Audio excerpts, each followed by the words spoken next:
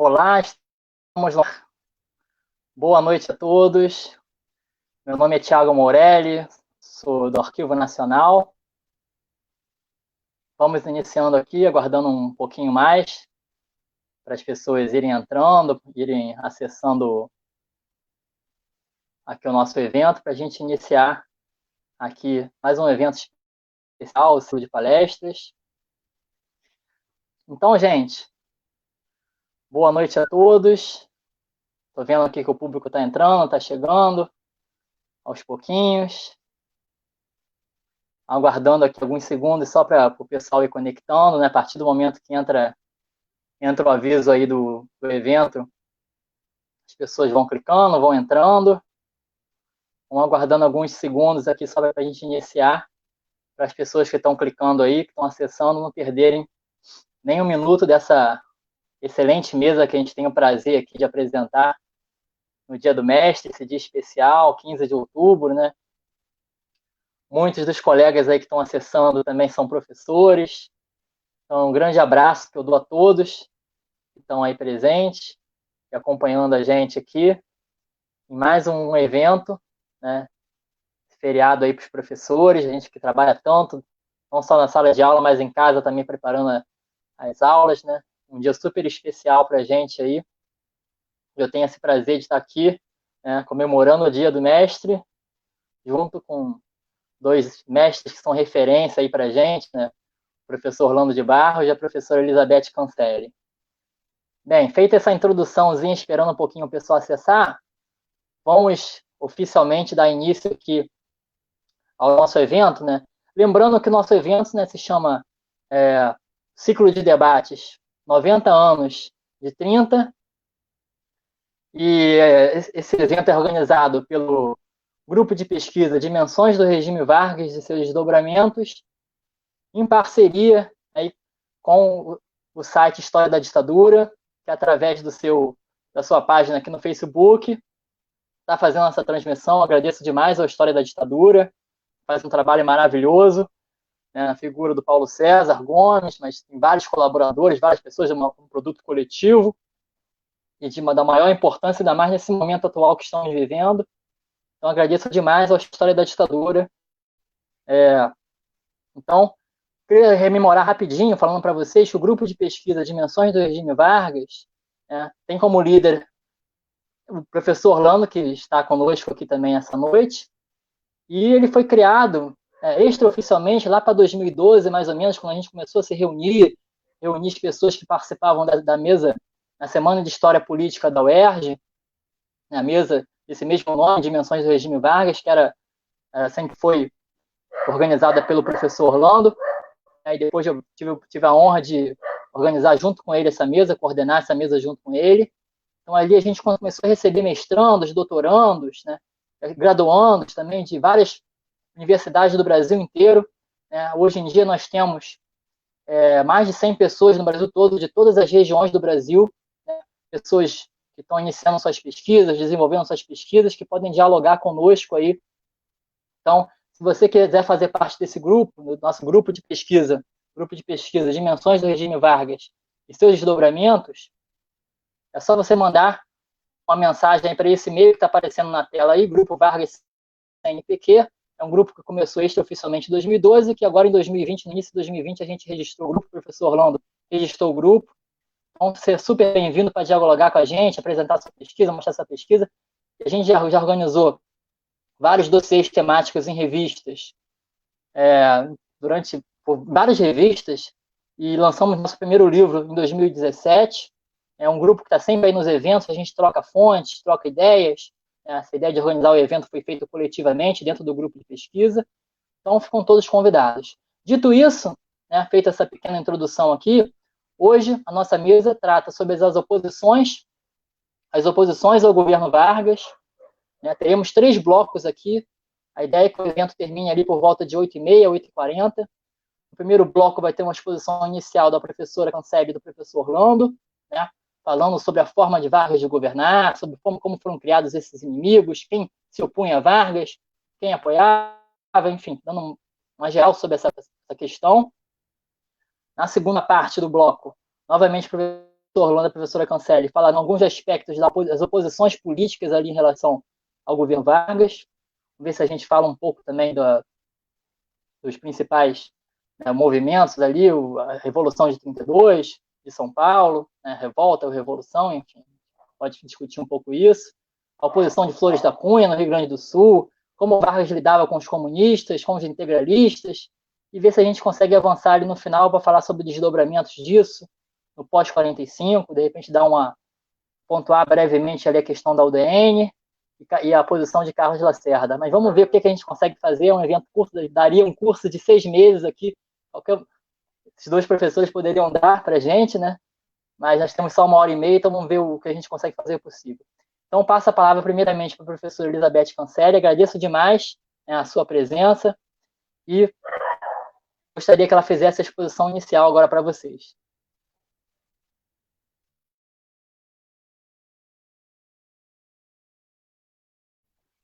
Professora, é só abrir o microfone, por favor, para poder começar a exposição. Então, boa noite a todos, boa noite ao Tiago, ao professor Orlando e aos que nos assistem. Eu gostaria muito de agradecer ao Arquivo Nacional e o Grupo Dimensões do Regime Vargas pela oportunidade de estar aqui com vocês e, de uma certa forma, estar no Rio de Janeiro, né, nesses tempos de pandemia e em que a gente está fazendo tudo online, o que facilita, de uma certa forma, os nossos contatos, né? É uma descoberta boa. Bom, eu vou tentar conversar aqui sobre as oposições de Vargas nos anos 30, e eu gostaria de começar a minha exposição primeiramente apontando algumas premissas do projeto político, né, que se inaugura em 1930. Então, para chegar até esses inimigos, né, ou oposições, vamos dizer assim, eu gostaria de ressaltar essas premissas do projeto político. Uma primeira premissa é a necessidade de forjar uma identidade nacional para a formação de uma política nacional. A existência de um anti-estrangeirismo que faz tornar-se suspeito tudo que não diz respeito ao nacionalismo. A necessidade de moldar uma depuração étnica, racial, no influxo de uma raça branca e do sentimento de nação e de hierarquia. A ideia de um nacionalismo que é um só pensamento. A ideia de que o nacionalismo é um catalisador ideológico, mito do imaginário apresentado sempre de maneira eloquente. A ideia também que o nacionalismo dá o lugar do indivíduo na sociedade, numa sociedade que seria orgânica, e daí a sua completa negação da luta de classes. Isso vai ser fundamental no combate ao comunismo, por exemplo. Né? A outra premissa também, uma das outras premissas, é que a presença desse novo projeto social e de nação é incontestável, né? E suporta todas as ações, legitima todos os fins e todos os meios. Quer dizer, é um projeto social que legitima toda a ação policial, por exemplo, que nós vamos verificar nos 15 anos de regime getulista. Que o liberalismo decadente é a própria negação do nacionalismo, né? E a negação do liberalismo é uma coisa que se torna também permanente. E que o liberalismo representa a fragmentação econômica, étnica, das classes, do sistema político de representação, da máquina burocrática. Ou seja, O liberalismo é a própria essência da decadência. Que a verdadeira democracia é o Estado autoritário e que havia necessidade de eleger uma determinada elite para desenvolver o papel de regeneradora nacional. Que os valores cristãos eram os valores nucleares na sociedade brasileira. Que não havia nem tolerância ao individualismo liberal, nem tolerância à luta de classes. A sociedade deveria ser harmônica e orgânica. Tudo fora disso se convertia em crise. E que haveria uma legítima aspiração nacional, onde a verdadeira democracia seria o Estado autoritário. Que havia a certeza de que existiria um povo, mas não uma nação. A nação seria construída por esse Estado autoritário. Bom, essas são, de uma certa forma, as principais premissas desse projeto político, né, que se inaugura em 1930, a partir de um golpe de Estado. A partir dessas premissas, constitui um projeto político e de poder, onde grande parte da sustentação política do regime, ou seja, a forma como ele se construiu como projeto aglutinador, estava assentada justamente na sua habilidade de construir opositores. Ele passa o tempo inteiro construindo inimigos, né? A partir dessa construção de inimigo, o inimigo é o outro, ele se harmoniza como uno, né? Ele se aglutina como uno. Dos opositores construídos pelo regime, nós vamos destacar aqui o que eu considero os três principais. Haverá outros, os pacifistas, os sem trabalho, os próprios integralistas, né? Mas eu vou destacar aqui os três principais inimigos que o regime constrói. O primeiro grande opositor construído pelo regime foi o liberalismo e os políticos. E nós lembramos aqui que os vencedores de 30 chamaram a si mesmo de revolucionários. Não por licença poética, eu acho, mas por convicção, né? Eles se creem iniciadores de um novo mundo, né? E chamam a república anterior a eles de velha. Chamam os políticos de oligarcas, dizem que o liberalismo era responsável pelo individualismo gerador de desigualdades devido à sua ganância anticristã e o seu egoísmo, né? Também o liberalismo é anticristão daí. Diziam que o liberalismo representava a fragmentação econômica, étnica, das classes, do sistema político de representação e da máquina burocrática. Ou seja, o liberalismo era aquilo que viciava. Diziam que ele era uma ideia exótica, importada, alheia aos verdadeiros valores nacionais. Em última instância, afirmavam que o liberalismo era o gerador da miséria e da pobreza, era responsável pelo surgimento das ideologias de esquerda.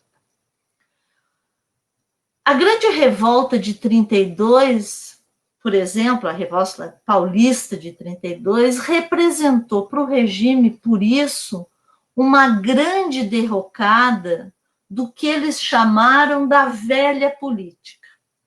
A vitória de 32, de um certo ponto de vista, mostrava que finalmente o regime tinha derrotado a velha política. Constituinte de 34 é outra questão a ser discutida. O segundo grande opositor construído pelo regime foram os estrangeiros.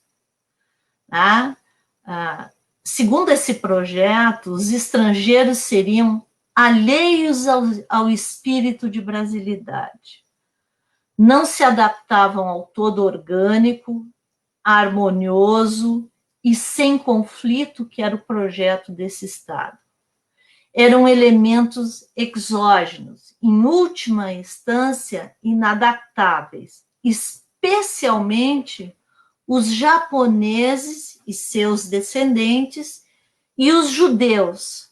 Né? Os japoneses e seus descendentes, quem tivesse nascido aqui ou não, tanto faz, era todo mundo estrangeiro.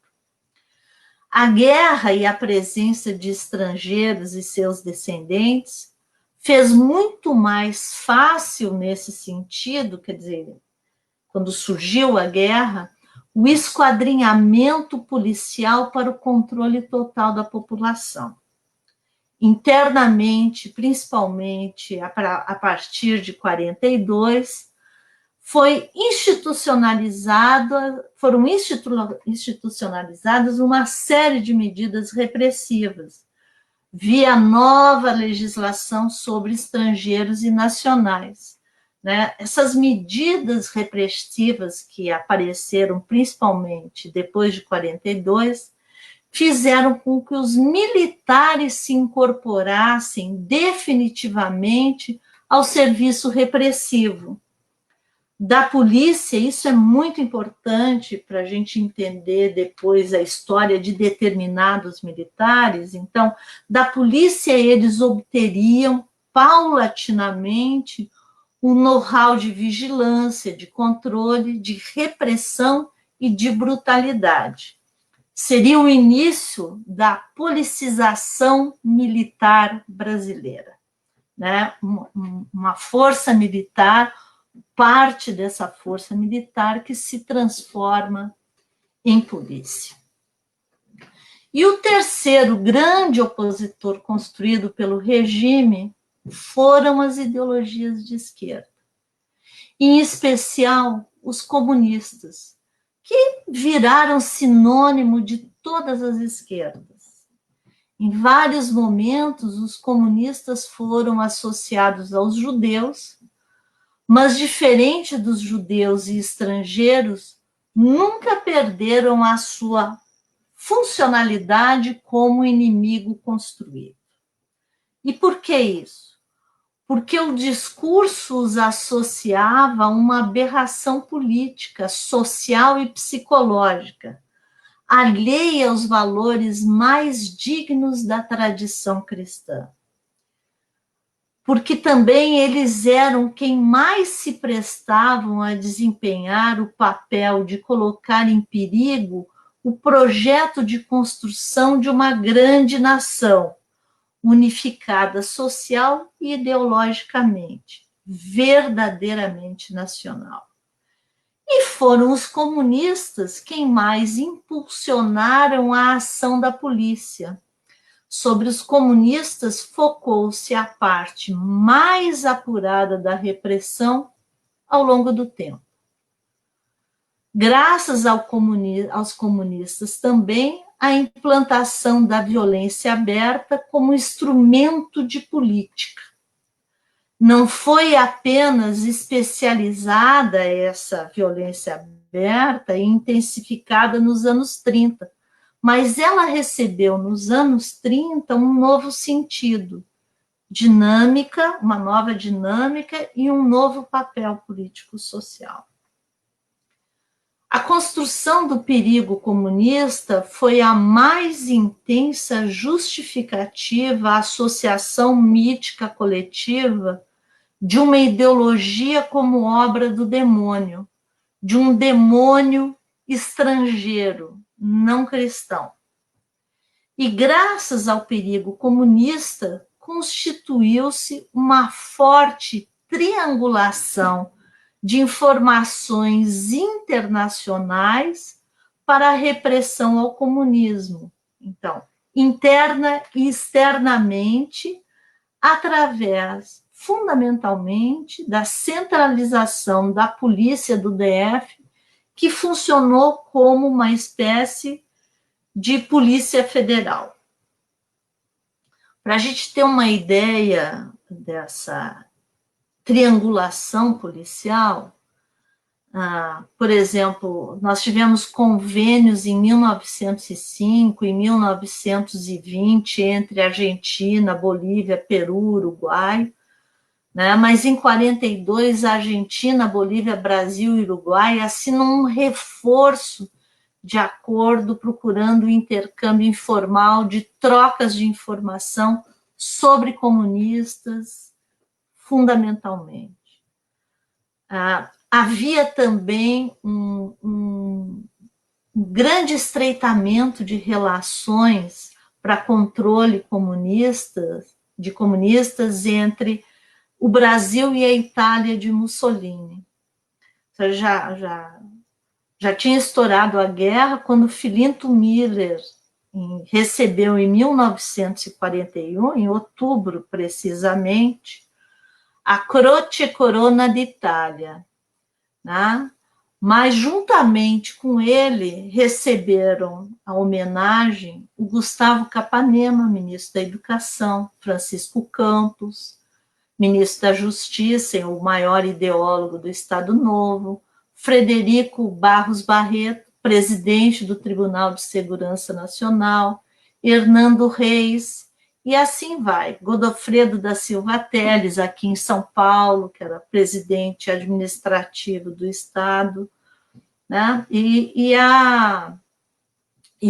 o capitão-chefe da Delegacia Especial de Segurança Política e Social, Afonso Henrique Miranda de Correia, também foi homenageado na Itália, e, enfim, ele percorreu o mundo, ele foi à Argentina, aos Estados Unidos, e tem uma história mais picante dele, né, recebendo condecorações e estreitando laços policiais com vários países do mundo para o controle aos comunistas, né? A gente tem que chamar a atenção também que o Brasil trocava informações com os Estados Unidos, por isso, quando Harry Berger e a Elisa Everett foram presos, a polícia entregou os papéis de Berger tanto para o FBI quanto para o encarregado alemão junto à polícia brasileira, né? Além de ter prestado informações sobre o ocorrido aos italianos e aos ingleses, né?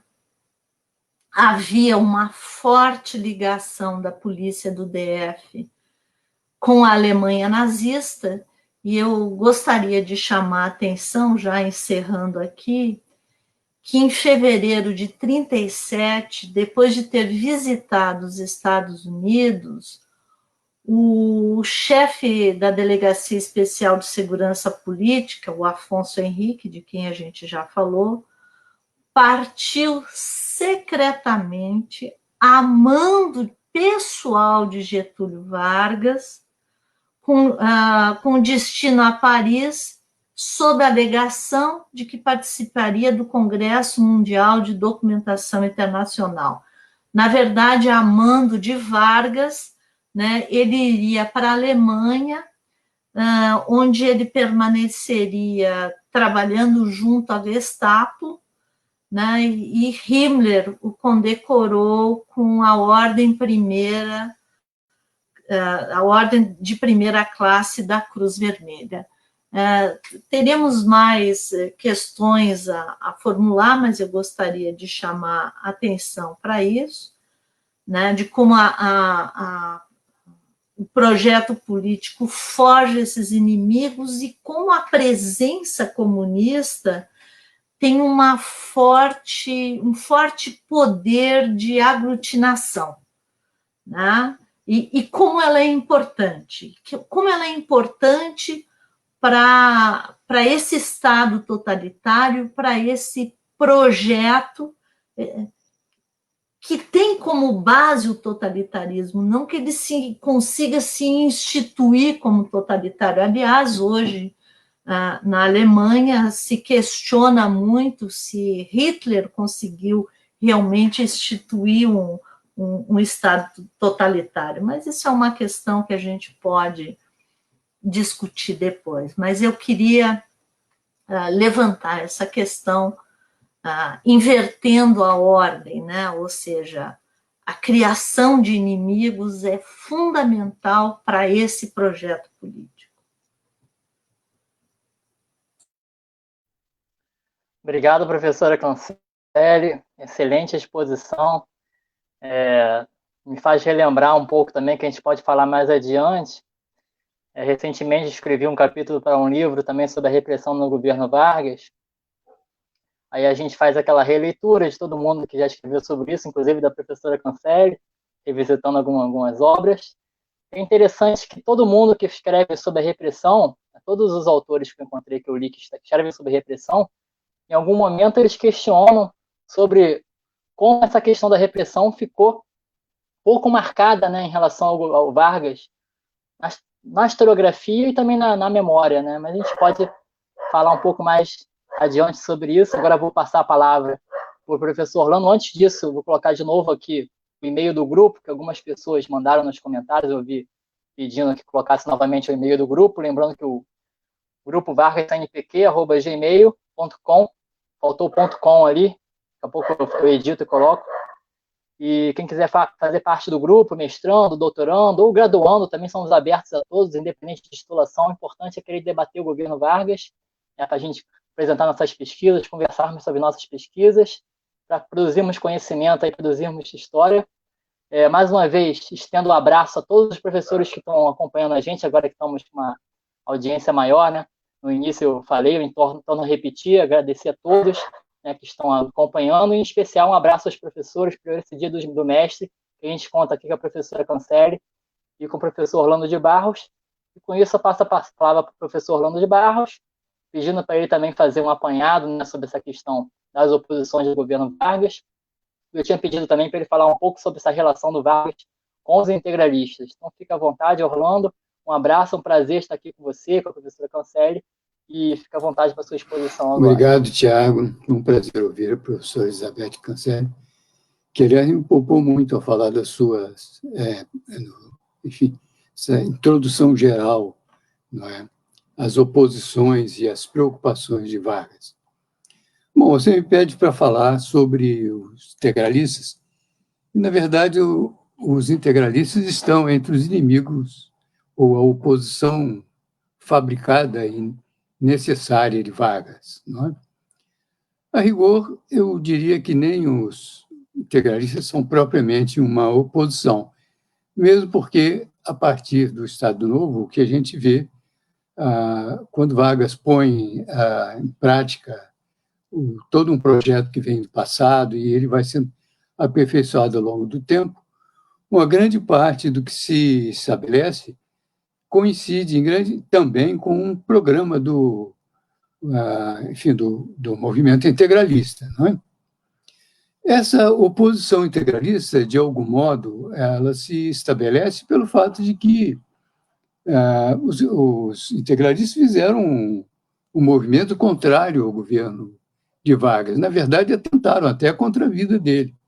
Não é que é o famoso Putsch de 1938, que decorreu, na verdade, de uma grande frustração, não é mais ou menos esperada, é que talvez os integralistas, ou Plínio Salgado especialmente, não fosse suficientemente atilado para perceber que estava sendo enganado. Não é? Vargas usou até então, e muito bem, a AIB contra os movimentos de esquerda, não é, que tomaram o Brasil afora, até mesmo em cidades pequeninas, não é?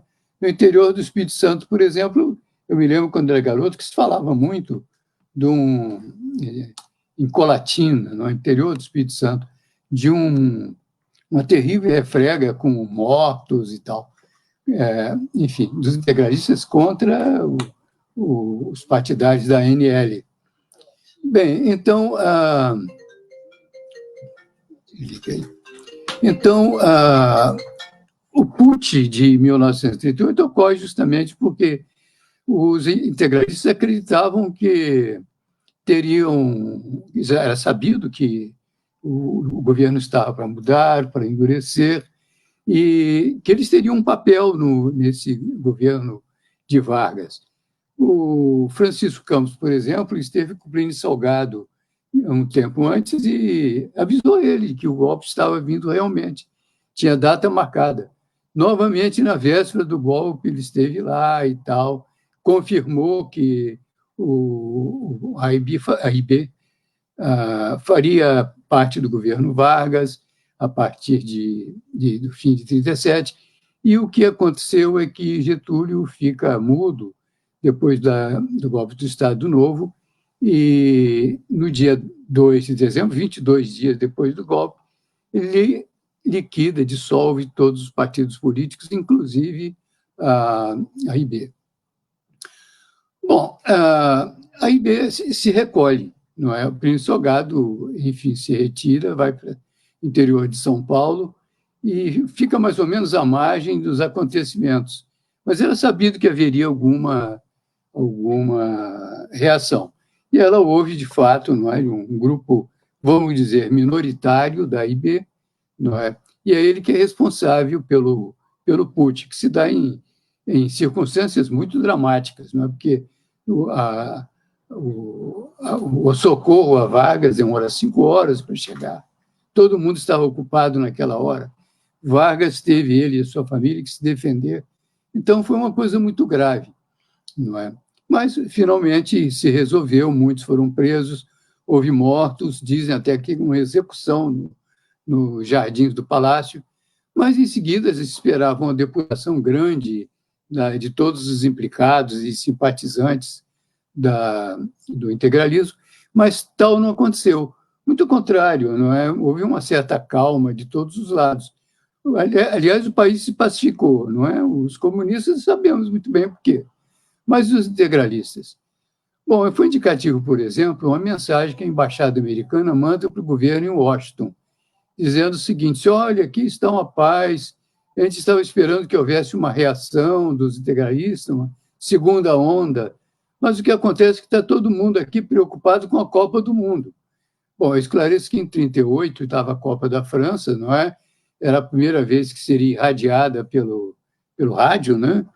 E o Brasil tinha 2 grandes craques, que estão entre os maiores craques da história do futebol. Então, havia realmente chances de ganhar o campeonato, todo mundo esperando que fizesse um grande papel.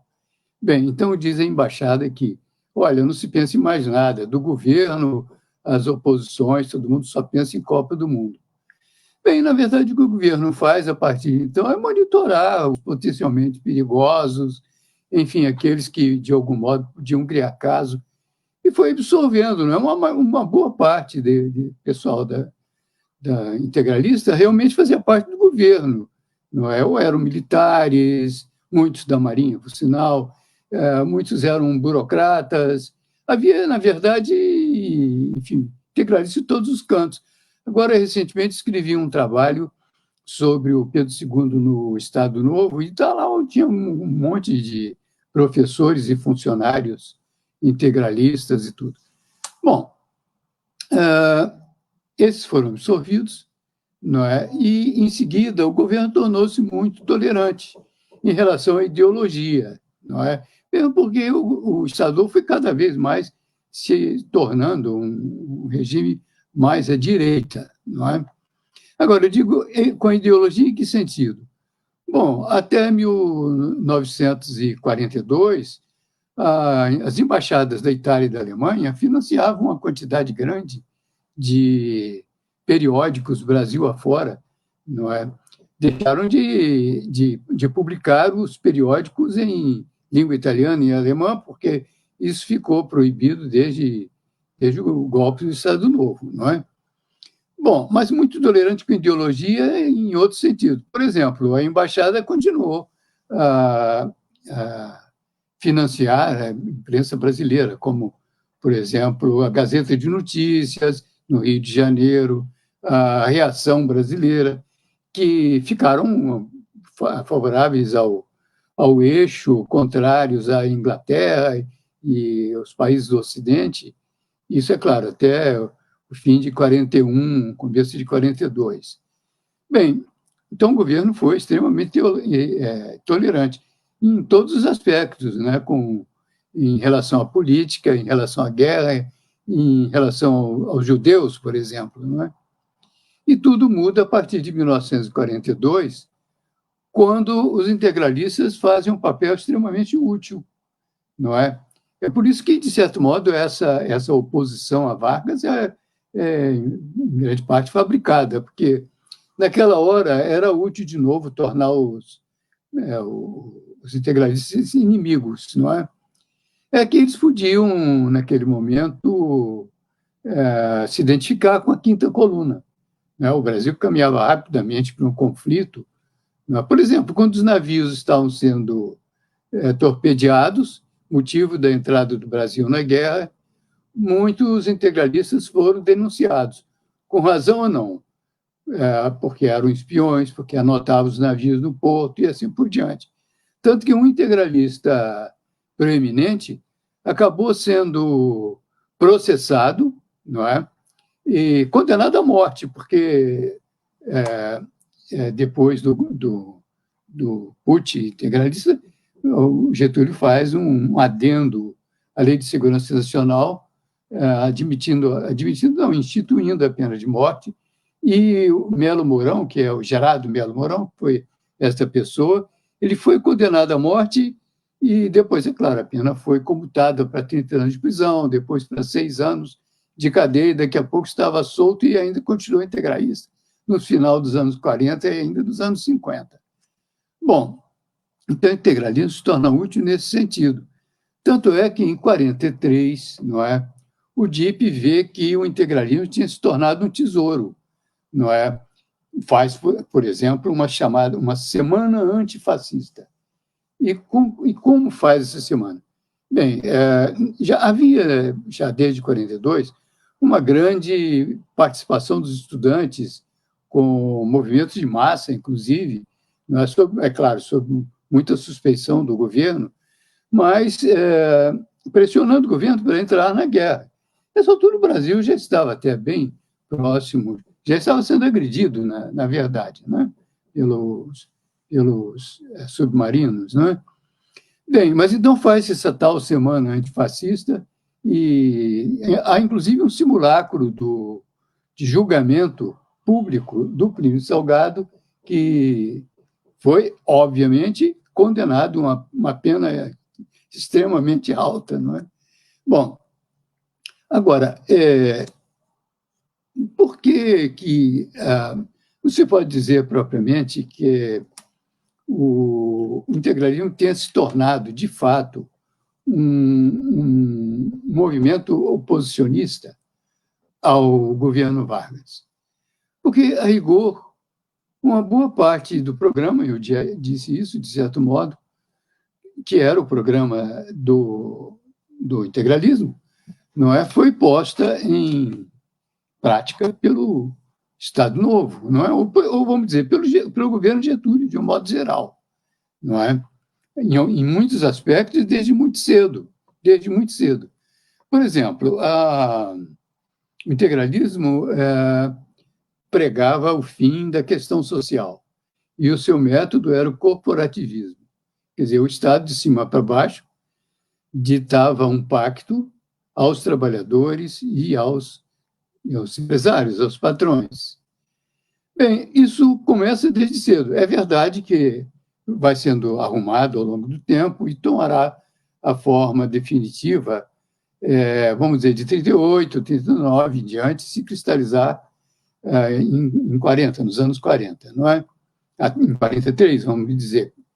Mas, veja só, em 1931, quando o ministro Collor do Trabalho, primeiro-ministro do Trabalho, forma um grupo para examinar a legislação trabalhista existente e dar soluções de natureza legal para as principais reivindicações dos trabalhadores, ali naquele momento da Revolução de 30, Então já aparecem alguns críticos para dizer, como o caso, por exemplo, de José Oiticica, que era um anarquista, um dos anarquistas que não se passaram ao Partido Comunista, e que dizia o seguinte: olha o que Collor está fazendo, é simplesmente aplicar a Carta de Lavoro.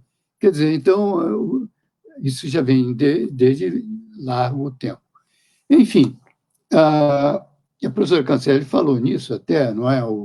Os integralistas eram fortemente a favor de um governo autoritário, hierárquico, que governasse o Brasil de cima a baixo, não é? Com um conselho restrito, na verdade, ou com não muitas pessoas, decidir sobre o principal do governo, né? Eram anticomunistas, e isso o governo exerce muito bem. O governo Vargas era fortemente centralista. Na verdade, ele liquidou com o federalismo, né? Mandou até destruir as bandeiras dos estados. Isso estava muito de acordo com o pensamento dos integralistas, né? Outra coisa importante é que os integralistas combatiam a exploração que as empresas estrangeiras faziam no Brasil, sobretudo aquelas que lidavam com as riquezas do subsolo. Ora, isso é uma coisa que Vargas vai, ao longo do tempo, fazendo. Não chegou a concluir o seu projeto nesse sentido, mas exerceu um grande controle sobre a economia, e é sabido que já nesse tempo muitas companhias estatais surgiram, né? E o controle sobre a economia, de um modo geral, de diversas maneiras, não só pela criação de companhias, mas também pela organização que se exercia, a influência do Estado que se exercia sobre ela. E assim foi. E, por fim, não é? O projeto de nacionalismo, de brasilidade, não é? Enfim, a comunicação em línguas estrangeiras, o fim das publicações em línguas estrangeiras, tudo isso era um projeto integralista que o governo encampa. E a gente pode dizer também que, de certo modo, o projeto cultural, em grande parte, também é de brasilidade, de ênfase nas coisas do país, também é uma coisa que coincide de um lado e outro, não é? E não menos a religião, não é? Mesmo porque no governo havia pessoas importantíssimas que se deixavam levar pelo projeto da igreja, não é? Como o caso de Dona Darcy Vargas, como é o caso de Francisco Campos, como o caso da Dona Carmela Dutra, mulher do ministro da Guerra, e com isso se pôde admitir o ensino religioso nas escolas, não é? Então, basicamente isso. Mas eu não vejo propriamente o integralismo como uma oposição, pelo menos do mesmo porte que o comunismo e o liberalismo, não é? Mas é isso que tenho a dizer, Tiago. Espero que não tenha falado, que tenha sido útil a minha fala. Não, foi ótimo, professor Orlando, ótima essa exposição, falando sobre vários detalhes aí que às vezes fogem a gente, né? Fogem aos estudos. Acredito que vai ajudar muito as pessoas que estudam o integralismo e também essa formação das oposições em relação ao governo Vargas. Queria só deixar aqui corrigido que eu tinha colocado errado no e-mail do grupo, agora com certinho aí, Grupo Vargas, cnpq@gmail.com, né, mestrandos, doutorandos, graduandos, quem quiser se juntar ao grupo, só escrever para a gente. E lembrar também que pediram para eu lembrar aqui do livro que a gente lançou em 2017, né, inclusive tem o professor Orlando também escreveu um capítulo, aí para vocês, que é o Olhares sobre o Governo Vargas, da editora Autografia, que foi lançado em 2017. E lembrando que nós temos, na próxima quinta-feira, uma nova mesa de debate chamada Cultura no Governo Vargas, Mudanças, Colaborações e Resistências. Então, nosso foco quinta-feira que vem vai ser a cultura, com a Maria Helena Capelato, com a Dulce Pandolfi e com o André Fraga. Então, só relembrando o pessoal aí. Mas vamos para o nosso segundo bloco aqui, então. A sua fala, Orlando, me lembrou várias questões aqui que a gente pode colocar também, né? E eu queria passar agora para a professora Cancelli, mas antes eu queria pedir para a professora Cancelli se ela poderia falar sobre essa questão, né, do Vargas governar sempre na criação de uma instabilidade, em cima de uma instabilidade, né, a partir daí que ele consegue a força dele, do governo dele, enfim, o que ela pensa sobre isso, né? e também trazer de novo aquela questão, um comentário que eu fiz no final da fala dela, sobre esse ponto de que, na memória, né, Vargas ficou muito essa questão como um grande nacionalista, né, que fomentou a indústria nacional, a economia, que é verdade, né, que é um fato que a gente não pode negar, mas, por outro lado, essa questão do ditador repressor acabou ficando muito apagada, é interessante nisso. E queria perguntar para ela também sobre essa questão da necessidade, né, da gente que estuda história, pesquisadores, professores, não comprarem tanto esse discurso oficial, né, porque, por exemplo, como você falou no início, professora, sobre se auto-intitularem revolucionários, né, hoje tem uma discussão ali se foi revolução, se foi golpe, enfim, como é que se chama isso, e em relação, inclusive, ao que passou, né, a Primeira República, que ficou muito comum se chamar República Velha, que é uma expressão, né, crítica sobre aquele período histórico, então é complicado o historiador, né, professor de história, se referir a esse primeiro período como República Velha, né, que é uma expressão preconceituosa, uma expressão criada pós-30 para se referir ao antigo como se fosse algo velho, né? Todo mundo que chega ao poder se diz como novo, diz com uma face nova, como uma novidade, né? Então, eu queria que você falasse um pouco sobre isso e desdobrasse também seu pensamento aí sobre as oposições. É só o professor Orlando também desligar o microfone para a gente não ter microfonia. Obrigada, Tiago, e ao professor Orlando também colocou algumas questões que depois a gente pode retomar. Tiago, recentemente, a revista Estudos Históricos aí da FGV, do CPDOC, publicou um artigo meu em que eu tomei de emprestado até um comentário do Paulo Sérgio Pinheiro, que ele diz que ele pondera que a historiografia tem sido leniente com Vargas. Eu acho, eu usei isso para nomear meu artigo, né? Chamando a atenção da leniência historiográfica de Vargas. E nesse artigo, eu vou estudar um pouco, mais ou menos eu estou fazendo um ajuste de contas com a historiografia. Quando eu publiquei meu primeiro livro sobre Vargas, né, que era O Mundo da Violência, a Polícia na Era Vargas, né, eu recebi muitas críticas, finalmente porque eu identifiquei ali um projeto totalitário, fascista, né, em última instância, e você tem toda uma trajetória outra da historiografia, né, que coloca Vargas noutros termos, né, e chamando muita atenção para a positividade social do Vargas, né. Eu discordo, sempre discordei terminantemente disso. Eu acho que tem um trabalho fundamental do Casumi sobre como Vargas se apropria das conquistas dos trabalhadores. Ele vai pontuando isso e vai mostrando isso. É um trabalho ainda da virada dos anos 70 para os anos 80. Mas, enfim, eu faço esse balanço historiográfico e a premissa do meu artigo é que, fundamentalmente, as análises estruturais advindas das ciências sociais é que acabaram desenvolvendo essa visão leniente sobre Vargas. Por quê?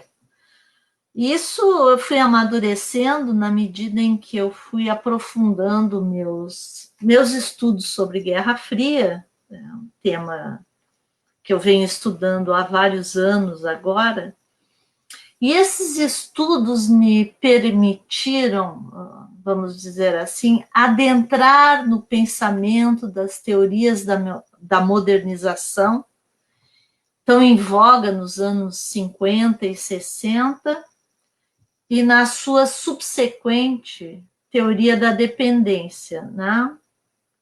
Enfim.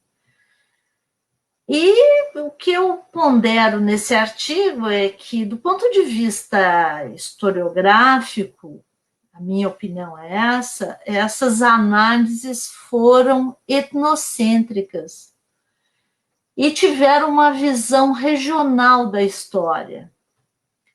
Elas se concentraram muito em disputas palacianas entre as elites políticas, né?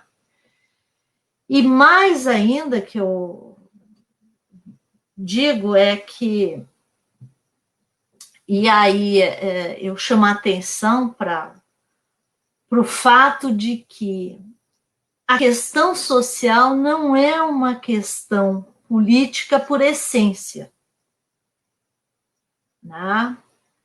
A essência da questão política é a democracia e a liberdade. A questão social é algo que diz respeito à reprodução do homem enquanto animal, né? E eu acho que a historiografia brasileira se assumiu, né, como,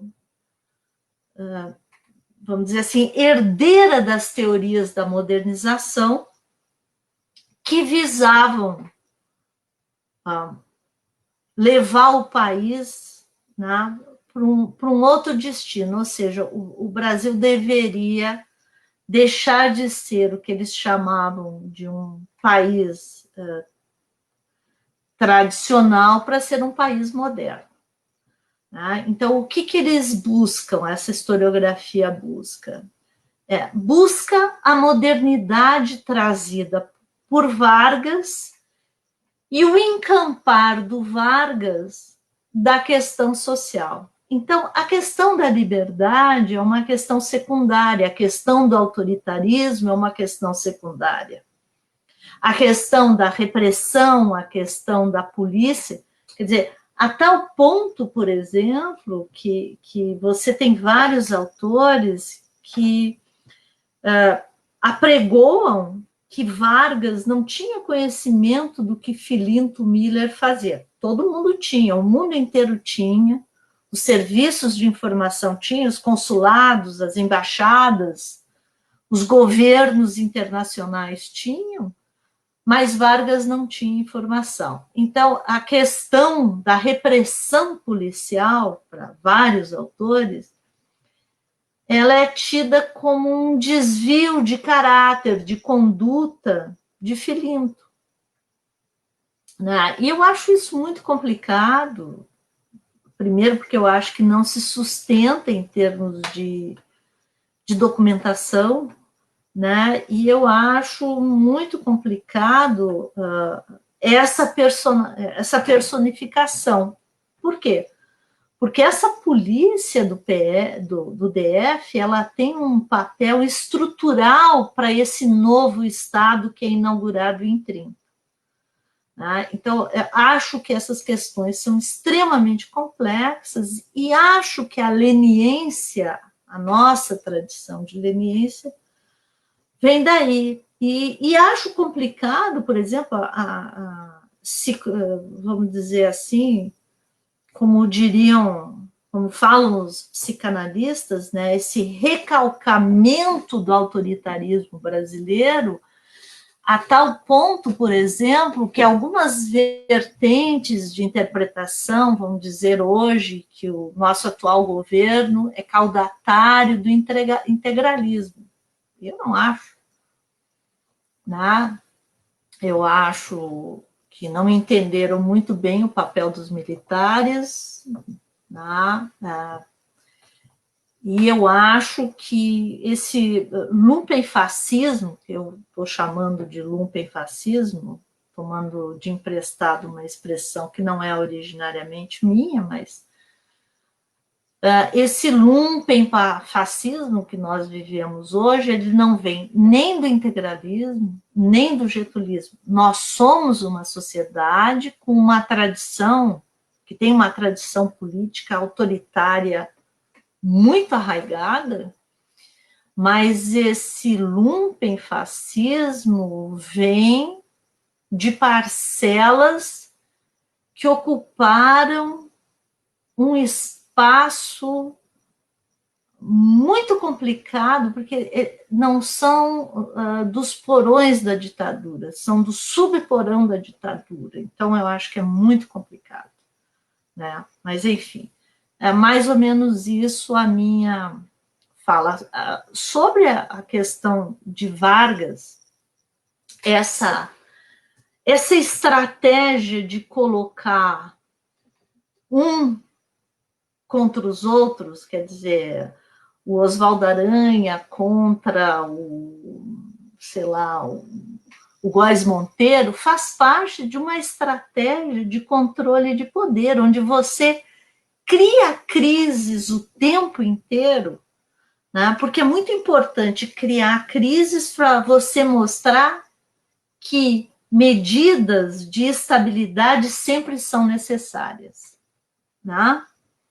É um pouco mais complicado, eu acho que no mundo da violência eu explico um pouco isso, eu não concordo com a análise de maquiavelismo de Vargas, eu acho que é muito mais complexo, é muito mais interessante, inclusive. Mas, enfim, estou me estendendo muito em termos gerais, eu acho que se eu respondi a sua pergunta, seria isso. Obrigado, professora Cancelli. Antes da gente passar para as perguntas, já estou compilando aqui as perguntas do pessoal, muitas perguntas, vamos ver se a gente consegue juntar em blocos. Eu queria só saber do professor Orlando, antes da gente passar para as perguntas do público, sobre ele traçasse um panorama, né, sobre dois momentos ali que eu considero importantes em relação à oposição ao Vargas, né. A gente tem ali, primeiro, uma oposição de São Paulo, uma guerra civil em 32, né. Depois São Paulo, né, que é um ponto também muito pouco falado e esquecido. São Paulo, a partir de 34, ele se junta a Vargas novamente e governa com Vargas até o início de 37. São 3 anos ali que São Paulo dá apoio total, inclusive, dá apoio à Lei de Segurança Nacional, dá apoio ao Vargas no Congresso, apoia a centralização do poder nas mãos de Vargas, ganha 2 ministérios, né, ministérios do interior e do exterior, né, com o Vicente Hall e o Macedo Soares. Então é interessante mostrar que São Paulo foi oposição em 32, mas fica assim, com um grande apoio fundamental para Vargas durante grande parte do governo constitucional. E depois toda a questão do Flores da Cunha, né, que era um aliado, depois vira um inimigo, talvez grande pedra no sapato de Vargas ali, de 35 a 37. Então, eu queria que o Orlando trouxesse um panorama sobre essas duas questões e, se possível, também falasse sobre o finalzinho ali, né, que o segundo momento de maior oposição já seja caminhando para o final com a formação da UDN. Então, se o Orlando puder falar principalmente em relação ao Flores da Cunha e depois sobre a formação da UDN ali, para a gente fechar essa primeira parte de exposição e passar para as perguntas, né? Porque é interessante, porque se fala muito hoje, como é que o historiador do futuro vai explicar esse período de 16 a 20, enfim, até onde vai se estender, com tantas mudanças importantes na política brasileira, transformações, mas esse período de 30 também, para quem estuda, é igualmente difícil. Você ter, por exemplo, o Pedro Ernesto e Flores da Cunha, que foram fundamentais em 30, depois eles viram inimigos de Vargas. O Lindolfo Collor, que o professor Orlando tem até um texto sobre ele, foi o ministro do Trabalho importantíssimo ali em 30, e depois ele é varrido para debaixo do tapete, é apagado da memória, né? Principalmente nas publicações do Estado Novo. E o Marcondes Filho, que não era tão importante assim no primeiro momento, que depois no Estado Novo ganha grande importância. O João Neves da Fontoura, que era aliado em 30, vira um grande inimigo no governo constitucional, depois vira um grande aliado em 37, enfim.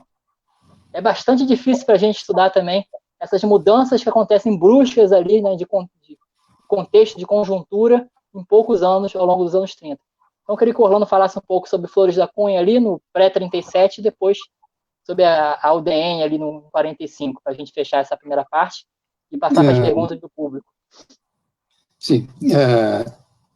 1932 sempre foi uma grande curiosidade, né?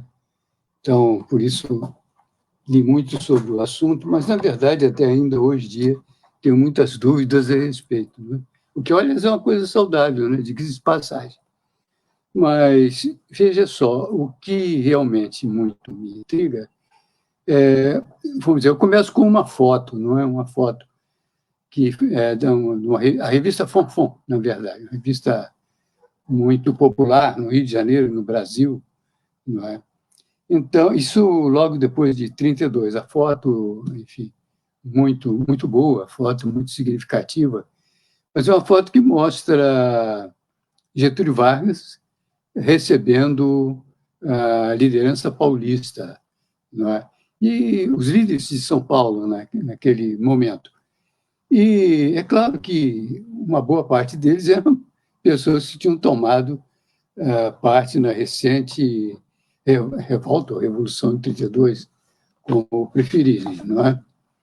Bom, e o interessante é que essas pessoas que aparecem na foto, inimigos do dia de ontem, se projetam e vão avante, se tornam ministros, enfim, pessoas da máxima expressão e que depois também, muitos deles vão se eleger na Constituinte em 33 e lá vão tomar um papel extremamente importante na proteção dos interesses de Vargas, não é? E continua esse processo de aliança entre os remanescentes da Revolução de 32, não é? Ou seus aliados, ou seus simpatizantes, ou pessoas que, de algum modo, tinham mantido uma ligação com, enfim, com os interesses postos em questão em 32.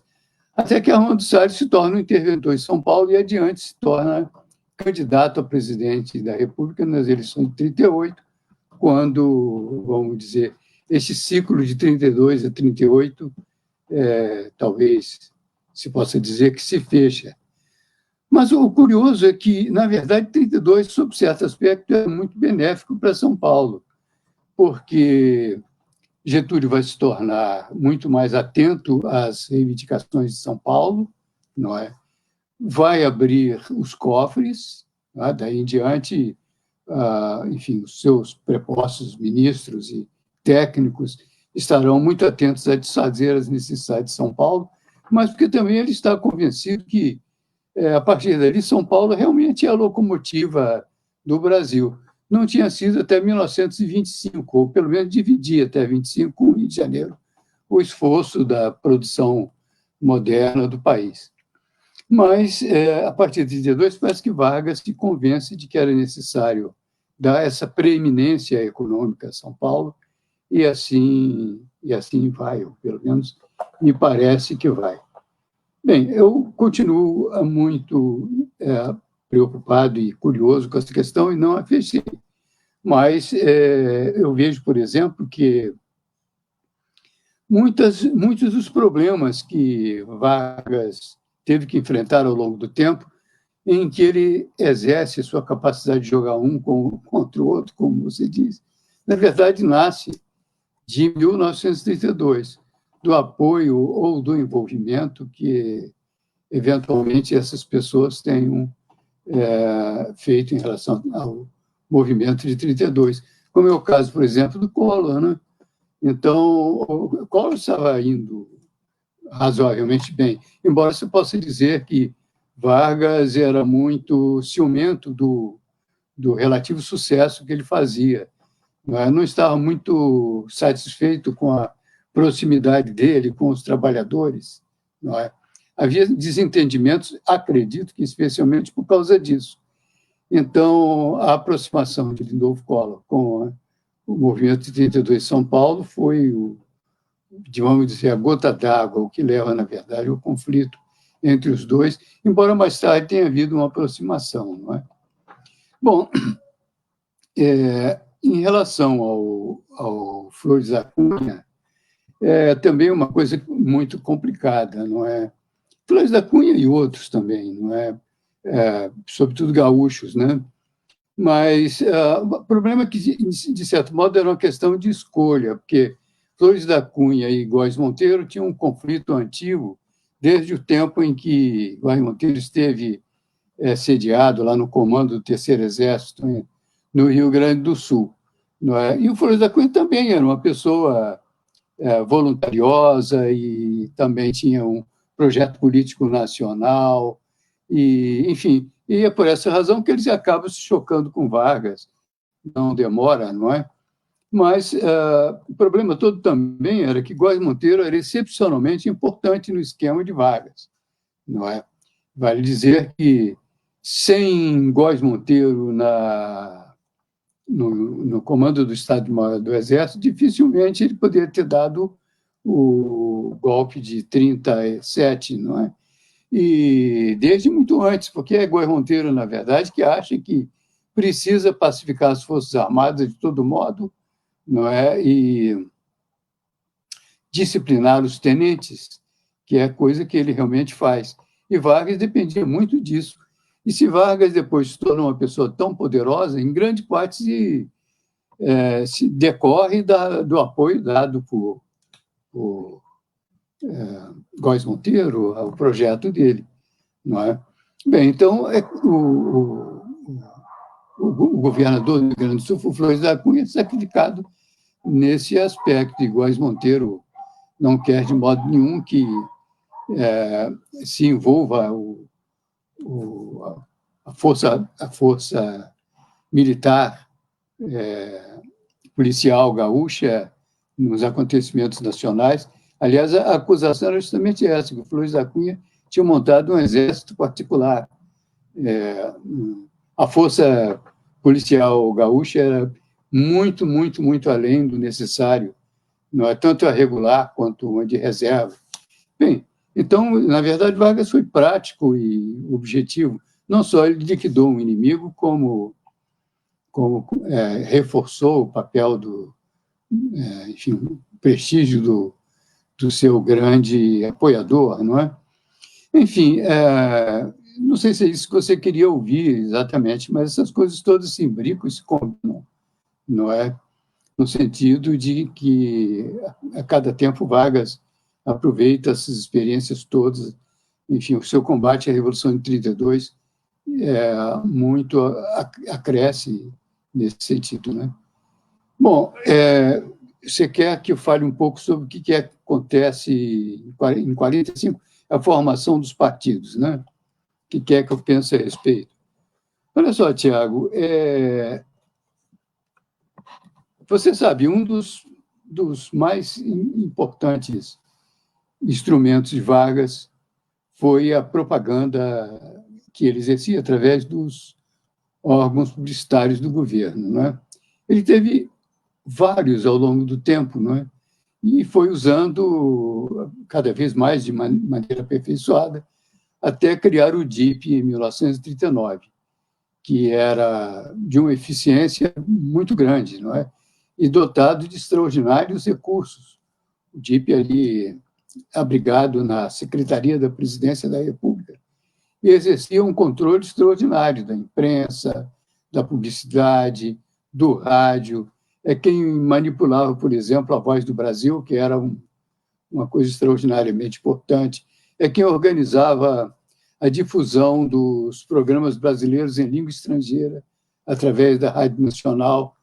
Bem, o papel mais importante, na verdade, estava justamente em vigiar a opinião pública, não é? E exercer um controle sobre ela em todas as publicações dos mais diferentes sentidos, não é?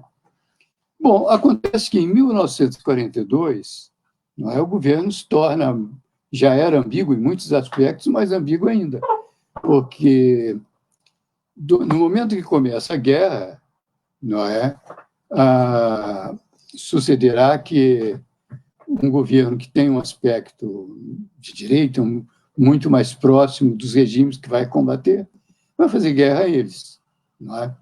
Bem, então o DIP exerce, nessa época, um papel muito complicado, precário e contraditório, não é? Mas segue o seu papel com uma certa vamos dizer, com uma certa habilidade, com um certo sucesso, até que o Brasil resolve mandar tropas ao estrangeiro. E, em março de 43, toma-se essa decisão, não é? Então, o DIP tem que se esforçar muito, a partir de então, não é, para, enfim, conciliar o que era quase que inconciliável. Quando as tropas estavam para retornar, isso no começo de 44, deu-se o seguinte problema, não é? Naquela altura já era quase que impossível cessar o debate.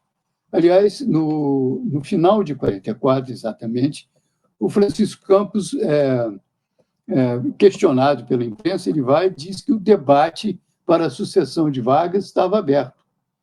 Ao fazer isso, evidentemente que houve uma grande celeuma, todo mundo partiu para discutir isso e já começavam a... E já tinha havido alguns movimentos complicados para manter sob censura, que teve que ser, de algum modo, para manter a coerência do regime, teve que ser reprimido. Foi o caso, por exemplo, do Manifesto dos Mineiros, em 1943, o dos escritores, pouco adiante, já em 45. Bem, então, o que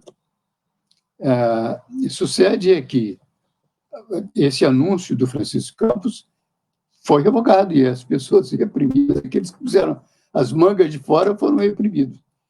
Bom, surge, no entanto, uma oportunidade para mudarem as coisas. Isso se deu em 23 de fevereiro de 1945. Vamos dizer, no âmbito da espera das tropas do combate bem-sucedido na Itália. Bom, e o jornalista Carlos Lacerda, do Correio da Manhã, resolveu procurar o candidato José Américo. Em princípio, seria o candidato do governo nas eleições de 38, e se tivesse sido apoiado por Vargas, não é? O que não foi. Não é? Mas, então, ele procurou, enfim, o José Américo jamais falaria através dos jornais ao grande público, se não fosse de maneira excepcional e surpreendido. Só que ele concordou a falar.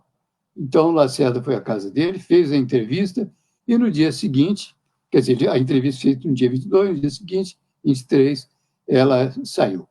Vários jornais, logo adiante, reproduziram a entrevista. Só que o José Américo não foi se queixar apenas de ter sido esbulhado na eleição de 23, ou de 38, ou se queixar que não foi apoiado por Vargas. A questão não foi só essa. Ele debulhou o governo Vargas todo, até os programas sociais de Vargas, a CLT, ele não deixou nada de pé. Então, foi realmente um ataque muito virulento. Bem, o que acontece em seguida é que o DIP não conseguiu mais conter a desobediência civil. E toda a discussão que começa adiante, não é? Aliás, é curioso até que os integralistas aparecem novamente, que a imprensa toda se libertou, era uma quantidade enorme de jornalistas atacando o governo, e, sobretudo, sob esse ângulo.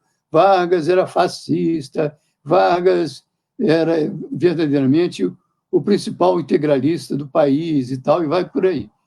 E também é nesse momento em que se debulha em que se atacam todos os que se entendiam como mazelas do governo Vargas, que vão se formando os partidos, enfim, mais ao centro, como o PSD, não, é um partido conservador mais aberto, a UDN, um partido mais liberal conservador, porém mais à direita que o PSD, o Partido Trabalhista, que era enfim, o que sustentava a permanência de Vargas, não é?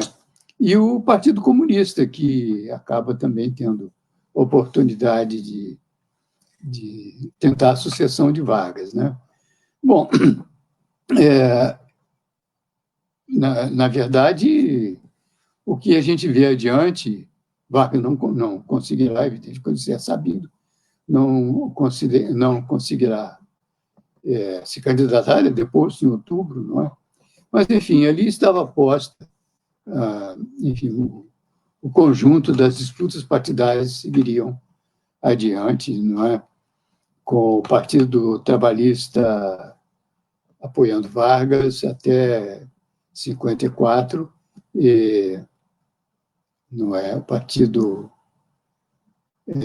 a UDN, uma grande oposição.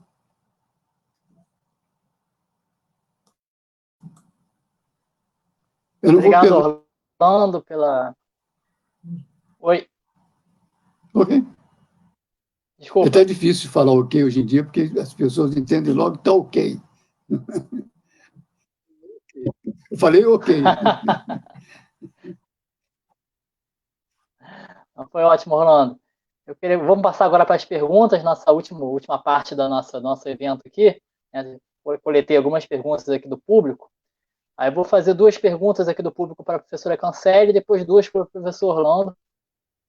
Então, professora Cancelli, né, o Matheus Aeta, ele pergunta o seguinte, pergunta para a professora Cancelli: podemos dizer que os estrangeiros que defendiam ideários mais à esquerda foram mais perseguidos pela Polícia do Distrito Federal e o TSN que aqueles mais afeitos à direita? Obrigado desde já. E só para juntar uma outra pergunta, né, do professor Paulo Ritt, ele pergunta o seguinte, uma pergunta: se o liberalismo era um dos inimigos de Vargas, como explicar o período entre 32 e 34, quando foi aprovado um código eleitoral que, entre outras coisas, permitiu o acesso das oposições, inclusive liberais, no Congresso, algo inédito até então? Ou ainda, como explicar o conluio entre os partidos dos interventores e velhas oligarquias para ganhar as eleições de 33 e 34? Essas são as 2 perguntas do Matheus sobre a questão dos estrangeiros, né, mais à esquerda ou à direita, e do Paulo Ritt sobre essa questão do liberalismo, né, como inimigo de Vargas.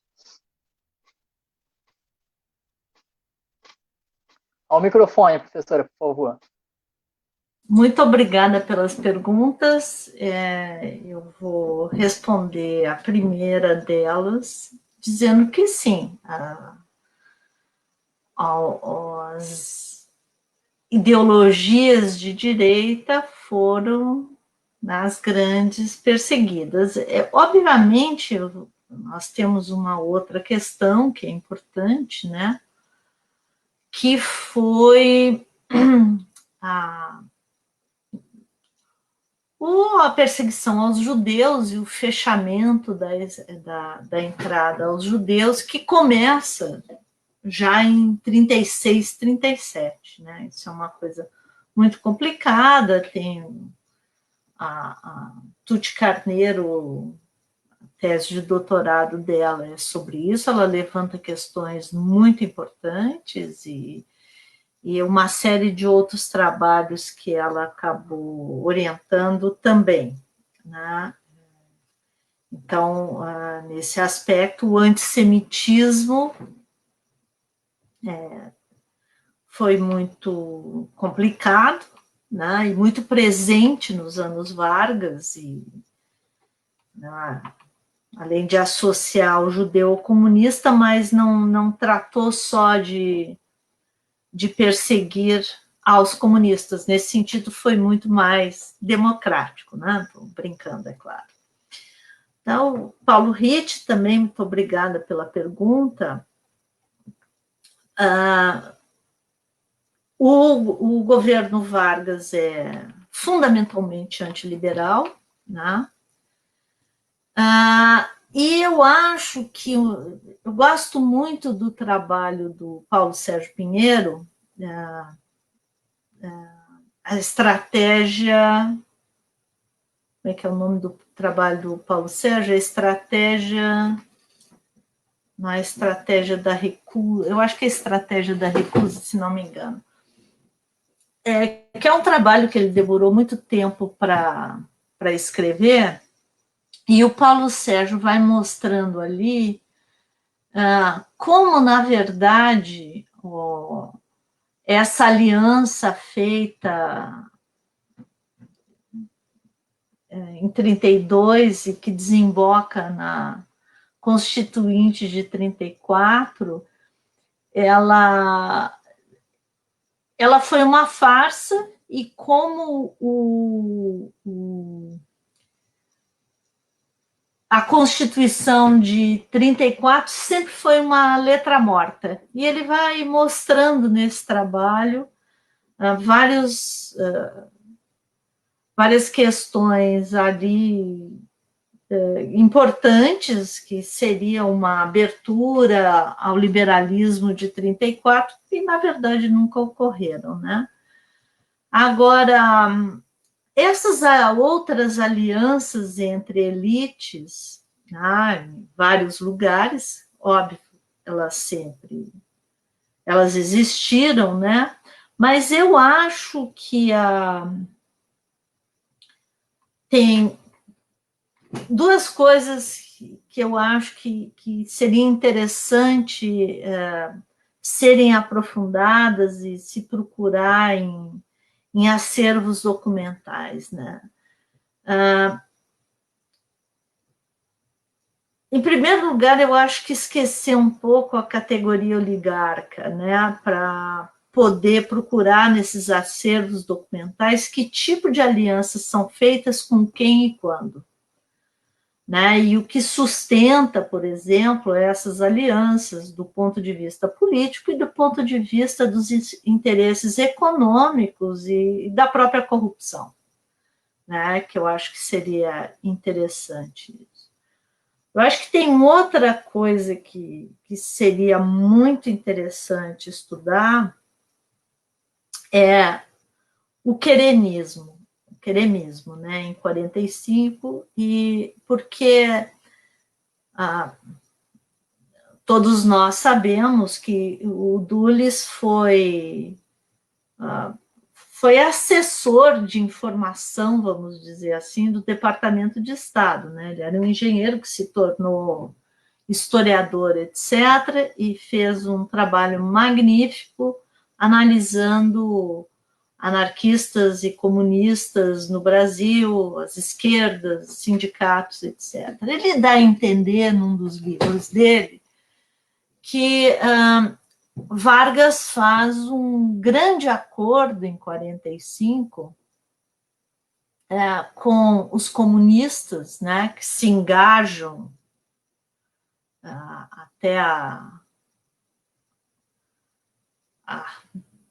se engajam completamente com a campanha querimista, que Vargas teria feito um acordo no sentido de devolver, facilitar o acesso aos comunistas de importantes sindicatos no país, né? Então, eu acho que isso também seria interessante para a gente entender um pouco como você tem um partido que sofre tanto, né, durante os 15 anos de Vargas, né,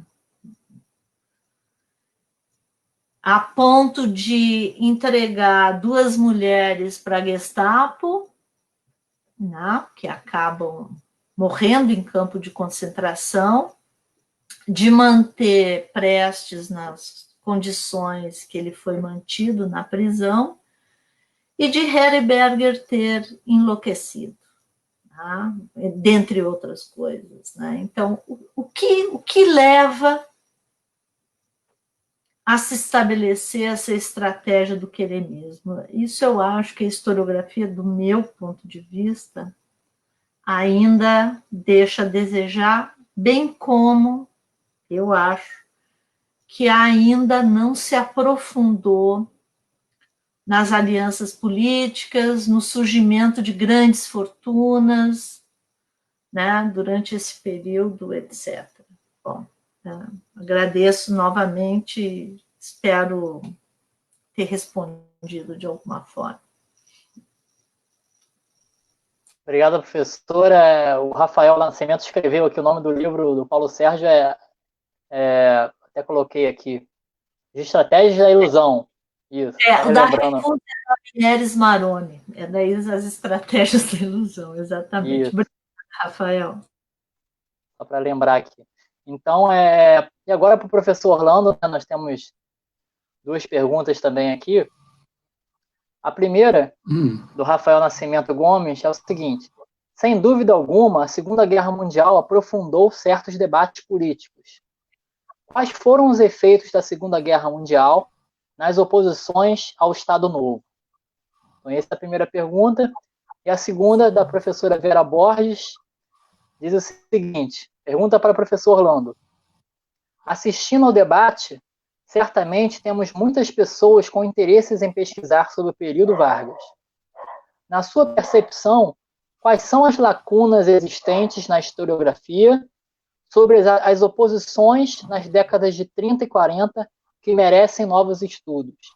Então, o Rafael aí perguntando dos efeitos da Segunda Guerra nas oposições ao Estado Novo, e a Vera perguntando sobre as lacunas que você enxerga, né, no estudo dessas oposições que poderiam ser estudadas aí por novos pesquisadores, novas pesquisas, enfim. Com a palavra, professor. Se entendi bem, a questão da guerra é mesmo sobre...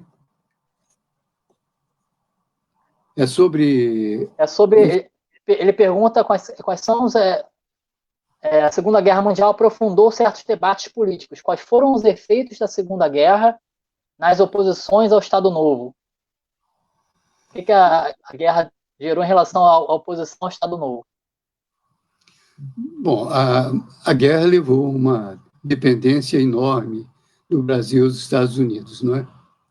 E, de algum modo, foi bem sucedido para algumas das aspirações antigas.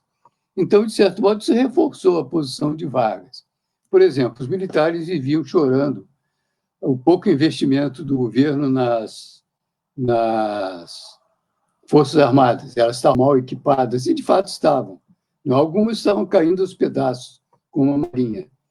E a aproximação com os Estados Unidos e concessões até exageradas que o Brasil teve que fazer aos Estados Unidos, sucedeu que os Estados Unidos, veja bem, os Estados Unidos investiram 360 milhões de dólares na América Latina, para obter a adesão dos governos, mantê-los mais ou menos pacificados e não, de nenhum modo, aderir ou se mostrar simpáticos ao eixo. Dos 360 milhões de dólares, que eram uma fala, hoje em dia seriam bilhões de dólares, não é? Cerca de 90% foi absorvido pelo Brasil. Bem, então, é claro que nas Forças Armadas o que Vargas ia ter era um apoio muito grande. Havia certos setores de direita que tinham um certo medo dos Estados Unidos, não é? Achavam-se muito mais cômodo que o Brasil tivesse, enfim, fosse mais receptivo para a Europa, não é? Embora a partir de 42 a Alemanha e a Itália não eram mais, enfim, objeto de nenhuma aspiração de aliança, não é? Mas, de qualquer forma, vamos dizer, uma parte enfim, enfim, eu não acho que tenha havido que a guerra tenha influído essencialmente em oposições. Pelo contrário, eu vejo aí adesão a quase tudo que o Getúlio quer. Por exemplo, quando se faz a guerra, nós temos aqui no Rio de Janeiro uma grande quantidade de empresários e também em outras cidades, em Recife, em Santos, de gente que organiza clubes para receber os americanos e tal. Geralmente são empresários e gente que normalmente integrariam, como integraram, aliás, por sinal adiante, os partidos liberais, ou, vamos dizer, partidos que têm uma questão econômica liberal, PSD, o DN, não é?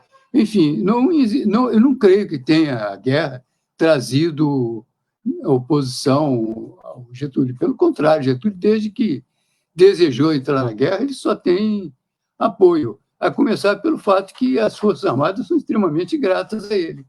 A rigor, só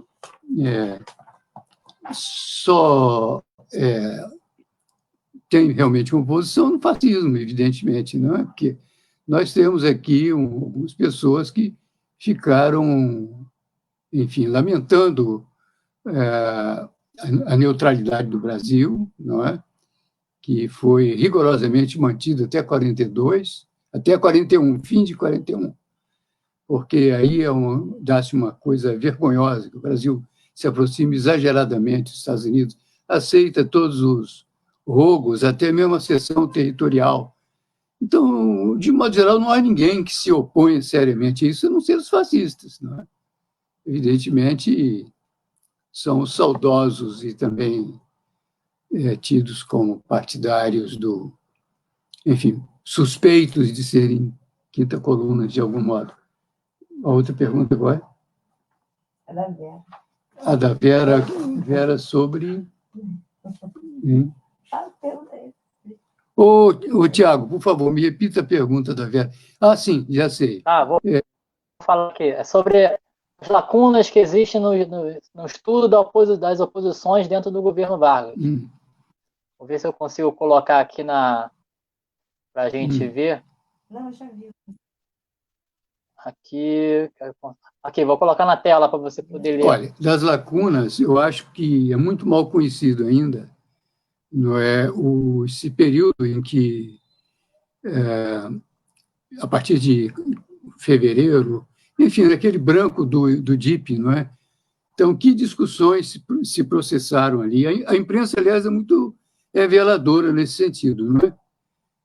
Muito do que eu colhi para escrever um artigo muito longo, foi publicado em 2009, eu tirei justamente dos principais jornalistas do Rio de Janeiro, não é? Como é que eles viam aquele momento e o que é que eles tinham a reclamar do Getúlio.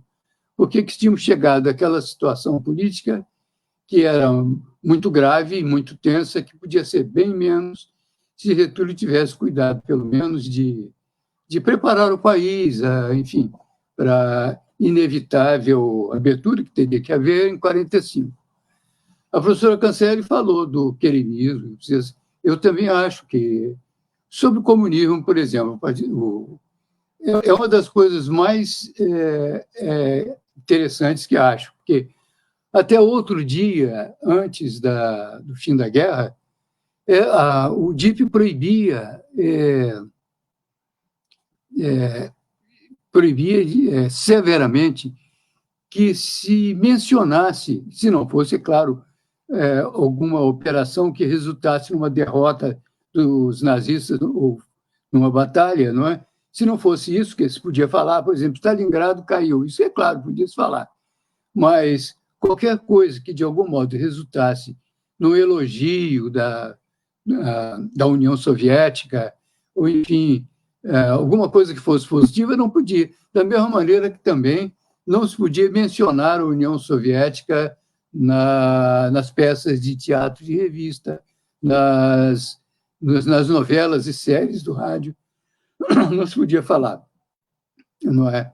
E o que é que acontece? Já no fim da guerra, o Roosevelt praticamente exige, que o governo brasileiro reconheça a União Soviética, porque a União Soviética era um aliado importantíssimo. O Brasil fazia parte das Nações Unidas, como a União Soviética, mas, por motivos não muito aceitáveis, não é? Continuava, enfim, a tratar a União Soviética daquele modo. E, no entanto, o Partido Comunista, que é apoiado pela União Soviética, inspirado nele, logo em seguida parte para uma proximidade, Getúlio, mais do que isso, que era uma aliança mesmo com Getúlio, que era a proteção do Getúlio, se essa aliança sai. Então, estão aí alguns pontos que merecem ser estudados, assim como também merecem ser estudados, vamos dizer, raízes um pouco mais longínquas dos partidos que se formaram nessa época, como o PSD e o DN, não é? Lá enfim, nas políticas de Vargas, enfim, nas contestações profundas ou, vamos dizer, nas apreensões de técnicos e outras pessoas não é, em relação às políticas de vagas. Bem, são algumas coisas que poderiam nortear futuras investigações, né? Obrigado, professor Orlando, professora Cancelli. Então, a gente já estourou o tempo aqui, temos 1h35 agora de live, né? Então, eu vou passar a palavra para vocês só para fazer as considerações finais, alguma coisa que vocês querem falar mais. Em nome do grupo de pesquisa Dimensões do Regime Vargas e seus desdobramentos, né? Eu agradeço a presença de vocês dois, professora Cancelli e professor Orlando. Lembro quem está assistindo que toda quinta-feira, né, a gente tem sempre, toda quinta-feira de outubro, todas as quintas de outubro, sempre às 19 horas, a gente tem uma mesa. Então, na próxima quinta-feira, às 19 horas, a gente vai ter aqui a mesa com o professor André Fraga, junto com a Maria Helena Capelato e a Dulce Pandolfi, né, duas professoras estarão aqui falando sobre a cultura no governo Vargas, mudanças, colaborações e resistências. Então, contamos com a presença de todos também na quinta que vem, né? Agradeço a todos os professores que estão aqui com a gente. Feliz Dia do Professor. É um prazer passar o Dia dos Professores essa noite aqui com a professora Cancelli e o professor Orlando, né? E agradecer vocês por ter cedido seu tempo, né, do feriado e do Dia do Mestre, para estar aqui com a gente. Desse debate que foi tão importante, tocamos em assuntos tão diversos aqui.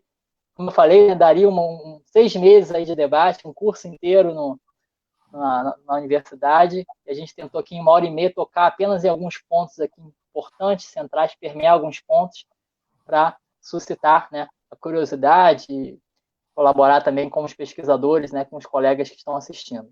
Então, lembrando que quinta que vem estamos de volta. Quem quiser se juntar ao grupo, manda um e-mail aqui para o grupo vargascnpq@gmail.com.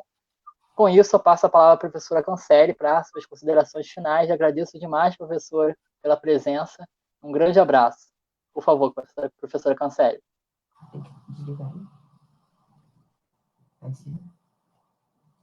Não, estou ouvindo. Falta o microfone, só. Então, desculpe, em primeiro lugar, eu gostaria de dizer que foi uma honra estar aqui com o professor Orlando e agradecer pela oportunidade. Alguém falou aqui que esse debate foi um contraponto, eu acho que é, né? E são visões diferentes, né? Enfim, e eu fico grata pela oportunidade, né, de estar aqui e de divulgar, de uma certa forma, o trabalho que vem sendo desenvolvido há muitos anos. Nós temos agora um grupo onde 2 pessoas estão investigando questões que envolvem os militares, né? De uma perspectiva sempre transnacional. Nós estamos muito preocupados em cruzar informações de acervos, né? Procurando acervos que ofereçam interpretações diferentes, que não as interpretações que corriqueiramente são encontradas na imprensa, né? Então, eu agradeço a oportunidade e recomendo a vocês que assistam as historiadoras, a Dulce e a Maria Helena, na próxima semana, né? Ainda vou ter o prazer de encontrar a Maria Helena com distância social nesse final de semana. Então, muito obrigada novamente, obrigada ao pessoal aqui do Arquivo Nacional. Realmente espero voltar a encontrá-los. E agora eu passo a palavra ao professor Orlando, né? Lembrando que todo mundo aqui mandando mensagem, agradecendo aos professores pelo debate, o Pedro Mansur, a Margarida de Poncema, a Vera Borges, o Anderson Grafos, Valéria Mossi, Maíra Corran, Matheus Aieto, enfim, Paulo Ritt, Vera Borges, todo mundo agradecendo o debate. Eu passo a palavra ao professor Orlando agora para as suas considerações finais, professor Orlando, por favor. Antes, queria também agradecer rapidamente, né, o pessoal, novamente, do pessoal do História da Ditadura, a figura do Paulo César Gomes, tem uma equipe aí, um grupo, um projeto coletivo excelente, que está apoiando o nosso evento, fazendo essa transmissão, e em breve aí será lançado um novo site do História da Ditadura, com muitas novidades, aí vai ser excelente, então se prepara que em breve, nas próximas semanas, vai ser lançado um novo site do História da Ditadura. Professor Orlando, por favor, considerações finais. Muito obrigado a você, Tiago, a professora Cancelli. Gostei muito enfim, de tê-lo ouvido, né? Não só conhecia de ter lido, não é? E foi muito prazeroso estar aqui com vocês. Agradeço também a audiência aí do público em geral, alguns dos meus alunos, porque a Vera, por exemplo, fez perguntas e tudo. Então, está muito bem. Então, até quinta-feira que vem, quando nos ouvir outros colegas a apresentar suas ideias aqui. Muito obrigado a todos e boa noite.